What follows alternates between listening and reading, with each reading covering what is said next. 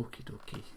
So if you want to repair your Papercraft, what you want to do is two things you want to look for. Here you've got these ridges, and you've also got these little holes.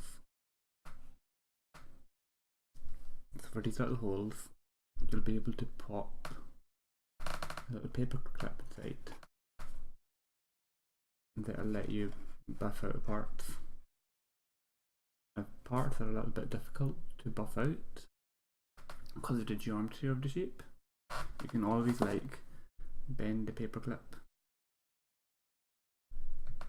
or get in weird ways, so you can apply the right sort of pressure when you're inside there. For the ridges, those really help for parts where there aren't really holes, so you can like stick your blade in and get some pressure from there, or even create a little hole along the ridge. So those are places where you applied glue.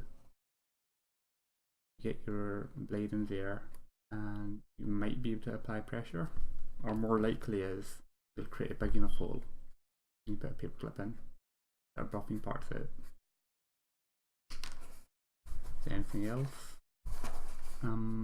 Oh yeah, and don't worry about too much about making your hole a little bit too big, because you can always patch it up with a little bit of paper, and like you colour over the piece of paper with the right colour and it looks completely fine, you can't notice it.